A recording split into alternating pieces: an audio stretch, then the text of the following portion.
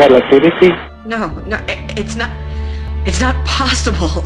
I felt it already somehow deep down, but now I know it's true. I am the only person alive on this entire ship. Relativity. Relativity? Episode 5, in which a handwritten note is read. Now, we don't know that for sure. There are other possibilities. Sophia, my monitor shows no life signs on the ship other than mine. The captain's vital signs went flat and somebody went through that airlock. And since all 21 EVA suits are still on board, she must have gone out there without a suit.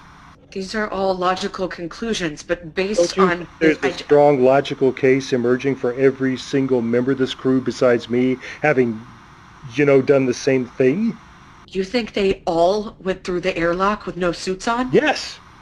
But you have to ask, why would they do that? I don't know.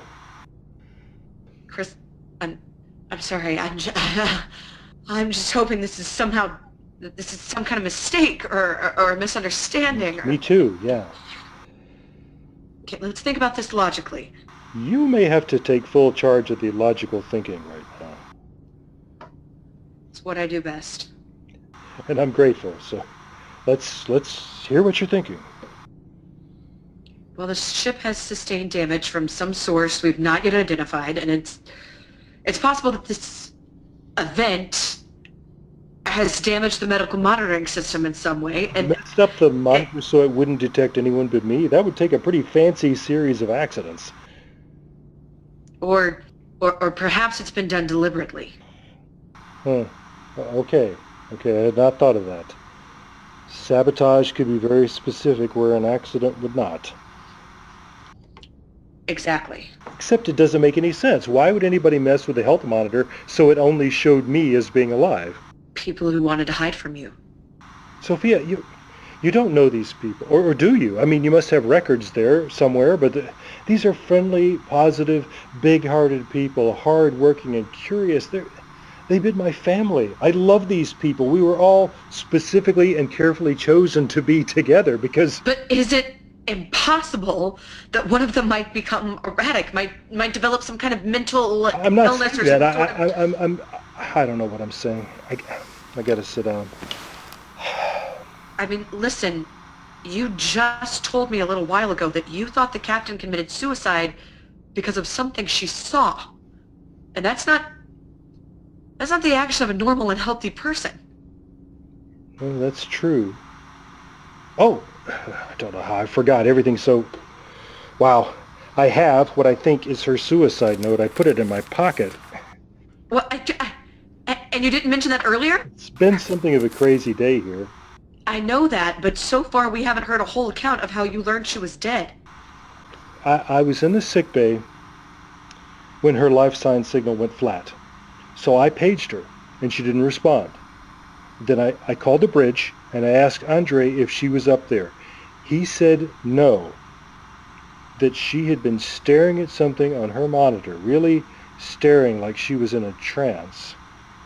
And he said after a while she just pushed herself away from the monitor and out of the bridge. So I went straight to her sleep station, and she wasn't there either, but there was a note. A note? Yeah, in ink, on plain old paper, very 20th century. Yeah, listen to this. It's short and cryptic. Definitely her handwriting. If I was an insect, there would be a reason. If I was a spore of pollen, there would be a reason. If I was a bacterium, there would be a reason. But I am not on the scale of reason. She is the last person I would have ever expected to speak of such inadequacy. I mean, is that how you read it? Yeah, that's my first impulse too. She's less important than an insect. She's smaller than a microbe. Or maybe there's another meaning to this, I don't know. But to me, it just sounds like profound mental disturbance. Okay, so you went back to the bridge.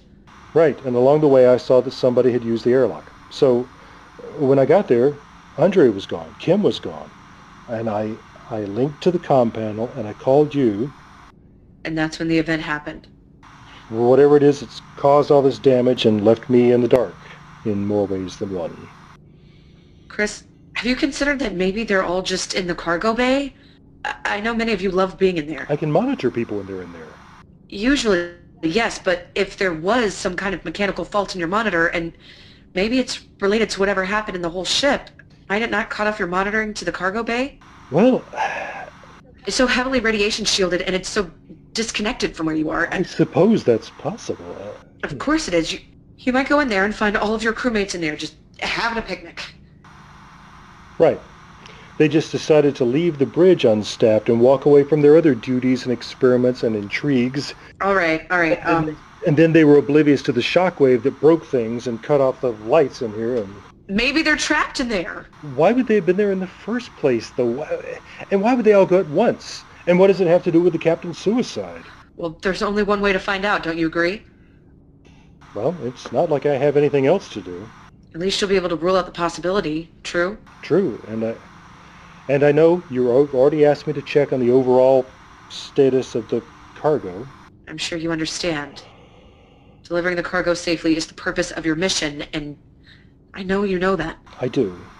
Your objection to this aspect of the mission is a matter of record. We all know. Yeah, it's not an objection, Sophia. It's I don't know. My feelings about that are not important right now. What are you doing? I'm looking for my best flashlight. Ah, Do you have it? I have it. So, I'm off to the barrel. The barrel? That's what I call it because it looks like a barrel from the outside. You see the ship from the outside? Yeah, and I can tell you, that big rotating barrel is what catches your eye. Hang on, I'm at the tunnel, so I got to put this flashlight in my pocket. Okay, up the ladder from 1G to 0G is usually something to look forward to. I wish I could be more help at this point, but I really can't. I understand. We are way outside of any manual or simulation. Unfortunately true. But look at it this way, once we figure out what happened on the ship, you're going to be able to write a whole new chapter for those manuals. Oh, yeah. And I'm at the hub, back in freefall. The dilating hatches between the hub and the cargo hold may be closed. Well, the one closest to me definitely is. Can you see a touchpad on the bulkhead next to the hatch? Glowing red and green? That's the one. Very Christmassy. I miss Christmas. So do I. The touchpad is still working, or at least it should be since those lights are still on. Yeah, you just put in your personal ID if I remember right. I'm telling you, I almost never go in there. I got that impression, yes. All right. Et voila. Excellent. I'm kicking off from here and flying toward the barrel, turning on my flashlight. Let me know when you get to the cargo bay hatch. Of course, I'm also thinking, as I drift along toward the hatch, what if the reason why all my shipmates are apparently dead is because one of them killed the others? I mean, isn't that possible? And then killed himself, herself? It's possible, isn't it? I'm holding on to the idea that they're all safe and happy in the cargo bay. And I'm approaching that hatch now, reaching out to stop myself. And I'm looking at the keypad here. It opens with your personal ID. Yeah, but, Sophia, look, I'm thinking about your theory that somebody's hiding in there that and my monitor can't detect them. What about it? I'm also thinking about my theory that one of my shipmates has turned into a homicidal maniac. And I'm wondering if that isn't who I'll meet when I open this hatch. I don't know what to tell you, Chris. Yeah. Well, Sophia? What do you stop? Stop right there! Sophia? What? Sophia, come in! Relativity. Episode 5, in which a handwritten note is read. Starred Alana Jordan and Lee Shackelford, who also wrote the script. Find out much more about this series at relativitypodcast.com. Relativity.